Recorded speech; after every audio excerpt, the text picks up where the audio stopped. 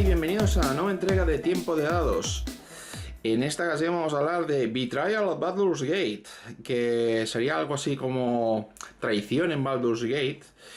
Es un juego de Avalon Hill, lo cual significa que es Hasbro prácticamente, porque pertenece a Hasbro, que está sacado bajo la licencia de Dungeons and Dragons. Realmente tampoco se han tenido que comer mucho a la cabeza, porque teniendo en cuenta que Avalon Hill pertenece a Hasbro, Hasbro pertenece también a Wizards of the Coast, prácticamente está todo dentro de casa. Betrayal of Baldur's Gate es un juego un poquito extraño, porque realmente es como si dijéramos, es como una versión, un reskinado, o sea, un lavado de cara de otro juego de Avalon Hill que se llama Betrayal at the House of the Hill, que es un juego de terror, de examinar casas encantadas y tal. Pero aquí parece ser que le han puesto una temática dungeonera, una temática de aventureros, de monstruos, de espada y brujería. Y vamos a ver qué tal está el interior. Vamos a echar un vistazo. La caja no es especialmente... El juego no es especialmente caro. De hecho, es una de las cosas que hizo que me lo pudiera comprar. Esto no tiene nada que ver con lo que era en el interior, evidentemente. Y bueno, aquí, ¿qué es lo que tenemos? Además de que tenemos toda una serie de cartas.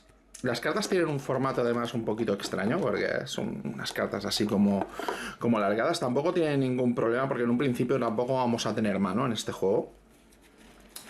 Tenemos unos resúmenes de turno, que por cierto, una cosa bonita de los resúmenes de turno es que aparte de repartirse entre los jugadores y ya está, marcan la iniciativa en el caso de empezar a jugar.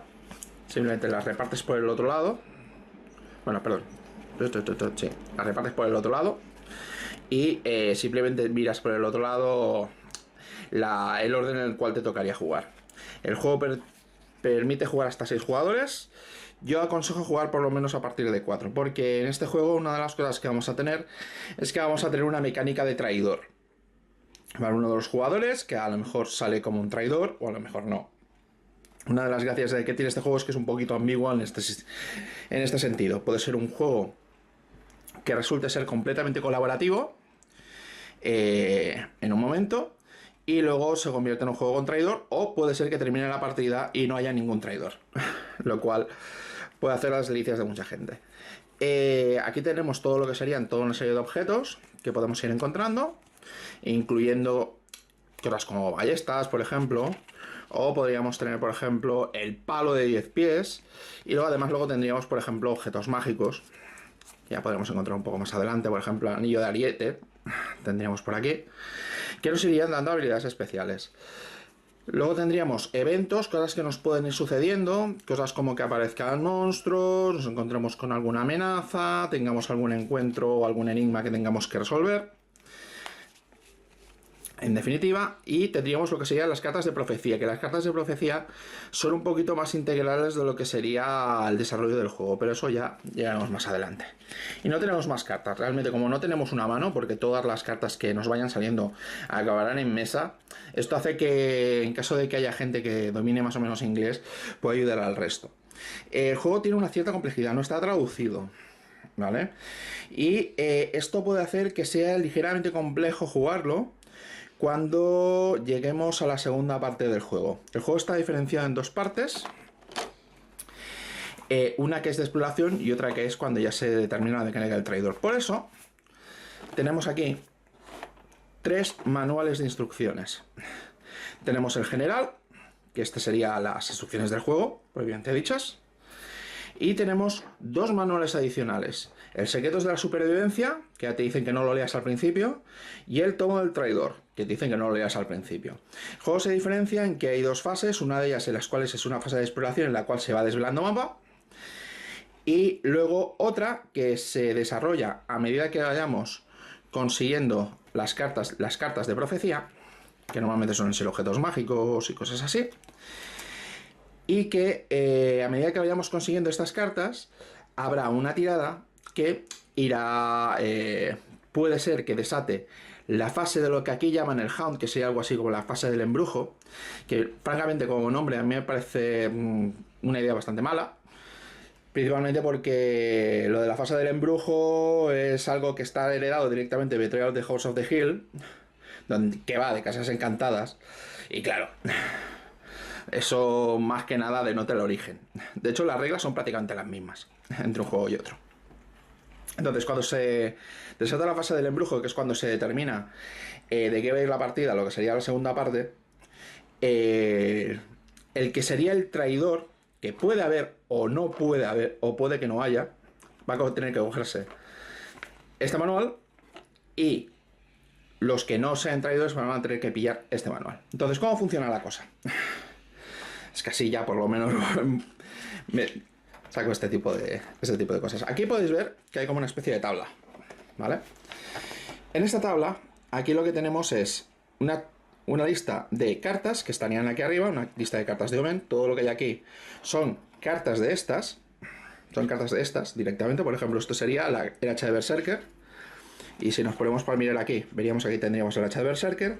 Y aquí tenemos toda una serie de localizaciones. Entonces, depende de cuando se desate el embrujo, cuando se desate el Hound. Si, por ejemplo, se desatara por el hacha Berserker, tendríamos que mirar la localización donde la habríamos encontrado.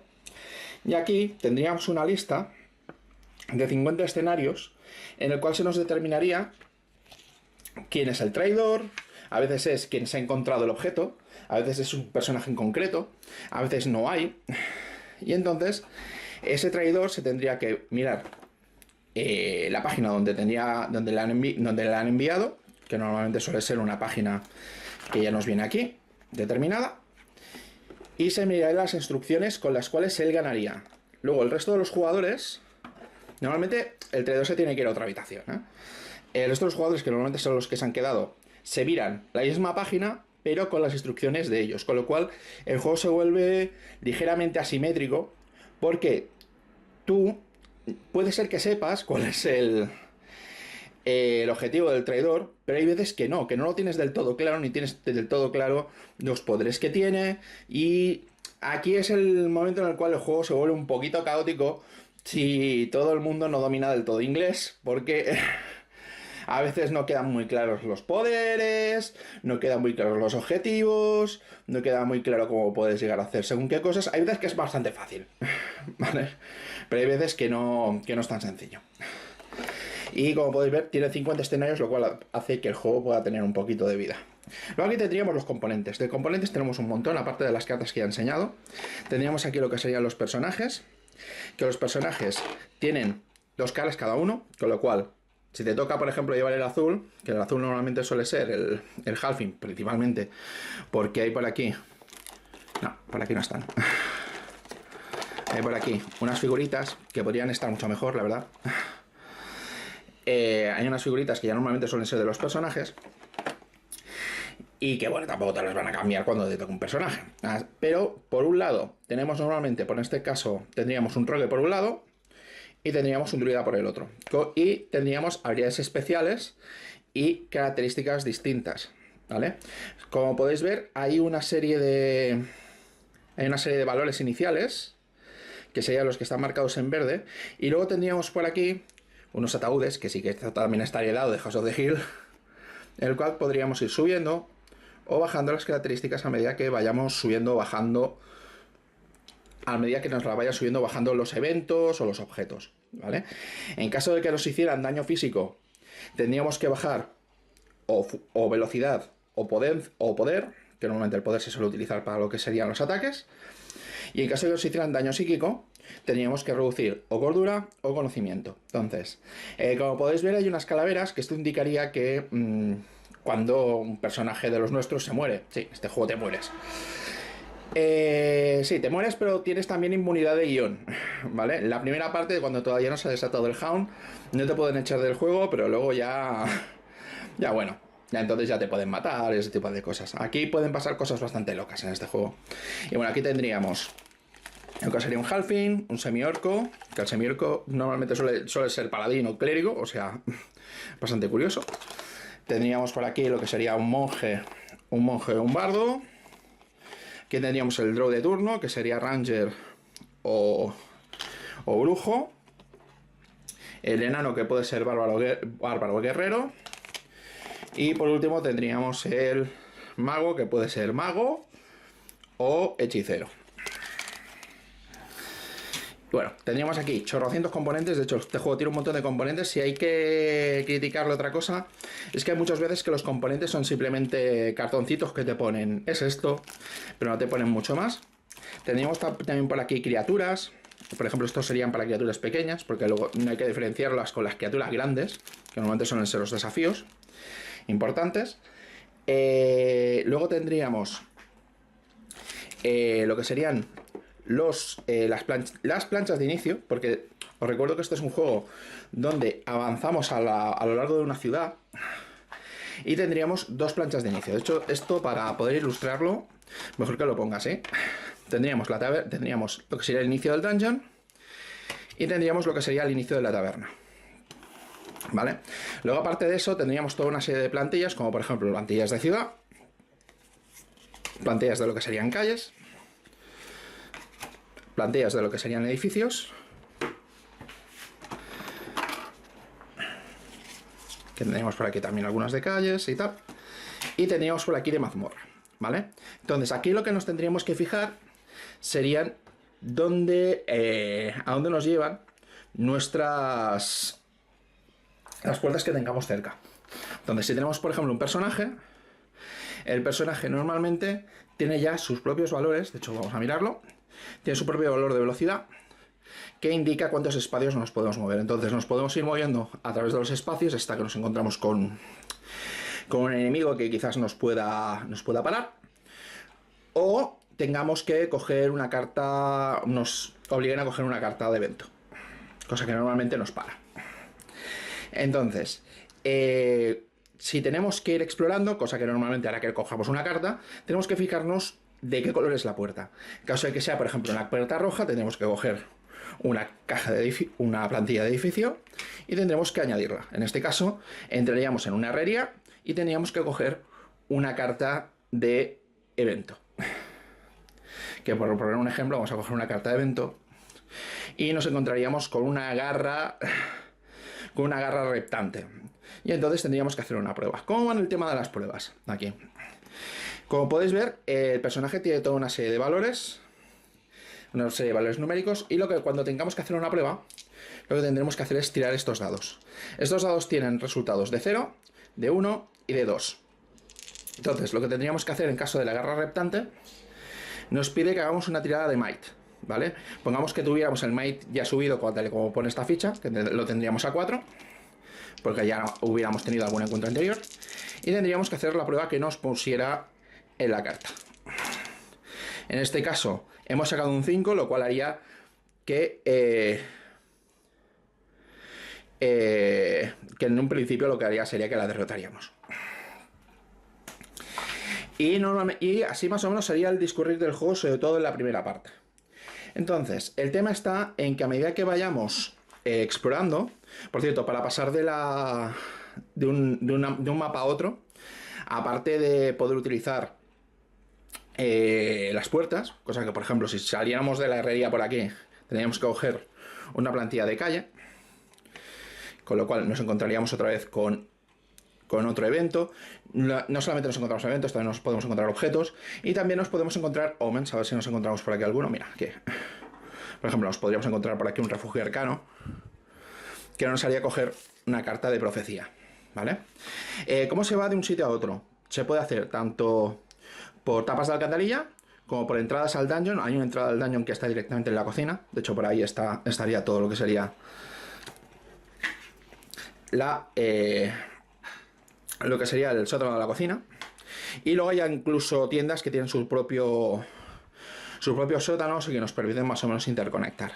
Entonces, ¿cómo funciona esto de las profecías? Una vez que coges una carta de profecía y resuelves el objeto, a veces son objetos malditos o a veces son cosas que nos da bastante poder, lo que haríamos sería que tiraríamos un dado y tendríamos que sumar 6 o más. Evidentemente con un dado es imposible, pero a medida que vayamos cogiendo cartas se van tirando tantos dados como el número de cartas de profecía que hayan salido. Entonces, una vez que ya hemos conseguido un 6 o más, se desataría lo que sería el Hound, el embrujo, y tendríamos que coger estos manuales, ¿vale? El combate, normalmente en este juego, en la primera fase no suele haber mucho combate, salvo que tengamos que hacer pruebas y ese tipo de cosas, y luego dependiendo del escenario que nos hubiera tocado, A veces aparecen bichos, que normalmente hay que diferenciar dos tipos de bichos. Están los bichos menores, que son bichos que normalmente se suelen repartir por aquí. Dependiendo del escenario, a veces el traidor es capaz de mover estos bichos. Que hay que advertir una cosa: el sistema de combate no es excesivamente dungeonero. De hecho, denota que es un juego que está hecho para partidas de terror o partidas de fantasciencia. Con lo cual, los bichos menores normalmente suelen ser inderrotables, solamente los puedes aturdir, con lo cual prácticamente no se pueden utilizar al siguiente turno, los dejas parados un turno y tal. Los bichos mayores ya son otra historia porque a veces suelen ser los objetivos, ¿vale? Los bichos mayores suelen ser minotauros, medusas, ese tipo de cosas. Masas sombrías, cosas más dungeoneras. Entonces... el tema está en que normalmente en el combate suele ser los combates suelen ser por poder o por conocimiento, dependiendo de los poderes que tengas en ese momento. Por ejemplo, los magos tienen el poder de atacar con conocimiento directamente. Y normalmente no suele haber combate, porque el combate suele ser entre jugadores, excepto evidentemente cuando ya hay el traidor. Normalmente ya cuando hay el traidor suele partir con algo de ventaja. Y suelen haber combates directos contra el traidor en caso de haberlo. ¿Cómo se juega esto? He jugado ya un par de partidas y la verdad es que las partidas son muy locas. Francamente. Las partidas son muy locas porque suelen aparecer muchos elementos mezclados de algunas ambientaciones. Por ejemplo, hay cosas de Ravenloft, hay cosas de Forgotten, hay cosas de Greyhawk, más o menos mezcladas entre sí. Las partidas suelen salir relativamente coherentes porque normalmente cuando te sale un objeto de una ambientación con un lugar más o menos de otra, te suelen salir cosas mínimamente decentes. Las dos pruebas que he llegado a hacer, en una nos salió Ravenloft, que directamente llegamos a un pasillo oscuro y neblinoso, y hubo que volver a montar todo el mapa porque habíamos entrado en Barovia y teníamos a Conde Stradbonzalovic por ahí rondando, lo cual es bastante simpaticote. Y en la segunda hicimos una prueba, y la segunda vez que hicimos una prueba, pues lo que nos encontramos fue que nos encontramos ya directamente con el escenario de la tumba de aniquilación, con una trama de espías yuanti y cosas bastante chungas, la verdad. La valoración general que le puedo hacer al juego: el juego está bien para pasar el rato, no es un juego que dura excesivamente. Tiene el problema del idioma, tiene el problema de que la persona que se tenga que leer el tomo del traidor va a necesitar tener un nivel de inglés relativamente decente, porque se va a tener que leer prácticamente instrucciones. De repente se va a tener que encontrar con que va a tener que leerse las instrucciones directamente, lo cual es un hándicap. Tiene el problema de que se puede quemar muy rápido, principalmente porque las cartas realmente tampoco hay tantas cartas y realmente se te acaban repitiendo. Las partidas pueden llegar a ser divertidas, lo que pasa es que tampoco puedes saber exactamente a qué estás jugando cuando te pones a jugar. O sea, no es un juego demasiado predecible y tiene para mí un problema bastante gordo al principio, que es que al principio lo único que haces es que vas examinando, te pasan cosas. luego ya sabes de qué va la partida, pero una vez que ya sabes de qué va la partida, te has sometido a que la partida que te haya salido sea una partida que más o menos le mole a todo el mundo, porque hay gente que le puede molar a nivel temática, como a mí, o puede resultar que salga una partida excesivamente competitiva y no le guste a la gente que le gustan partidas más colaborativas, o que sea demasiado colaborativa, o que el nivel de dificultad no sea excesivamente alto, o que sea demasiado alto. De hecho, el juego tiene este problema. Es excesivamente caótico. O sea, es bastante tiradado, es muy temático, pero tiene más o menos este problema. Yo creo que este problema, además con el tema del combate, una crítica que he encontrado es que hay gente que dice que el combate de este juego es muy poco dungeonero. Estoy absolutamente de acuerdo. Pero yo creo que esto viene derivado de que está siendo utilizado un sistema que está hecho para partidas de Casa Encantada en un entorno dungeonero, lo cual puede hacer que la cosa no acabe de casar, y de hecho no casa.